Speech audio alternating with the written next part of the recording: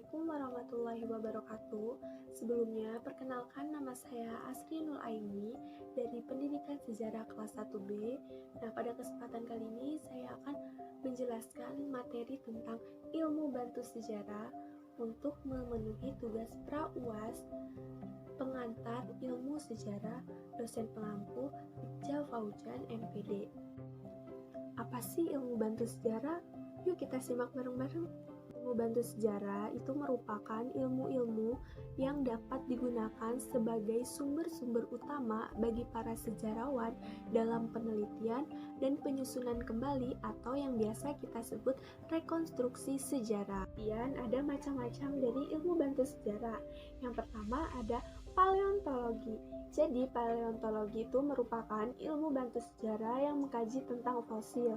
Nah, apa sih yang dimaksud dengan fosil? Fosil itu merupakan sesuatu yang digali dan dikeluarkan dari dalam tanah. Jadi fosil itu sisa-sisa makhluk hidup yang terpendam di dalam tanah selama ratusan bahkan jutaan tahun yang lalu. Jadi paleontologi itu ilmu yang mengkaji tentang kehidupan manusia, hewan, tumbuhan purba yang terpendam di dalam tanah melalui fosil-fosil yang ditemukan. Kedua, ada paleoantropologi. Jadi, paleoantropologi ini adalah ilmu bantu sejarah yang mengkaji tentang fosil manusia purba. Akan tetapi, paleoantropologi ini berbeda dengan paleontologi karena paleoantropologi sendiri mengkaji atau merekonstruksi bagaimana asal-usul, bagaimana penyebaran, lingkungan, cara hidup, dan budaya manusia purba itu sendiri. Yang ketiga ada arkeologi. Jadi arkeologi ini adalah ilmu bantu sejarah yang mengkaji sejarah kehidupan manusia. Pada kajian ini itu melalui penggalian atau pengkajian artefak atau ekofak yang masih ada. Jadi artefak dan ekofak sendiri memiliki arti kumpulan benda-benda kuno yang dahulunya digunakan oleh manusia purba untuk bertahan hidup, seperti kapak genggam, punden berundak, waruga, dan masih banyak lagi. Jadi, ilmu bantu sejarah arkeologi ini sangat membantu dalam memberikan informasi bagaimana suatu peradaban atau kebudayaan itu bisa ada, berkembang, muncul, dan akhirnya runtuh. Yang keempat ada paleografi. Paleografi ini merupakan ilmu bantu sejarah yang mengkaji tulisan-tulisan kuno atau manuskrip sebagai salah satu dari sumber sejarah primer. Paleografi ini juga ilmu yang digunakan untuk membaca, menentukan waktu, dan menganalisis tulisan-tulisan kuno seperti tulisan paku pada zaman Mesopotamia. Yang kelima ada epigrafi. Epigrafi ini adalah cabang ilmu yang digunakan untuk mempelajari materi yang digunakan dalam menulis tulisan-tulisan kuno atau manuskrip.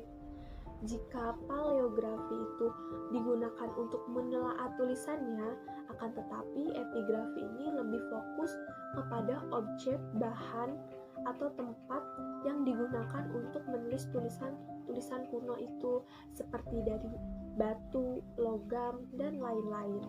Nah, yang keenam ada ikonografi.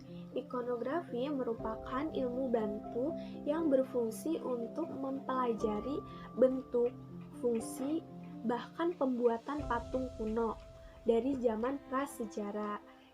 Kemudian ikonografi juga biasa disebut sebagai ilmu bantu dalam mempelajari patung. Bukan hanya patung, tetapi arca juga dapat dipelajari dalam ikonografi ini. Nah, yang ketujuh ada numismatik.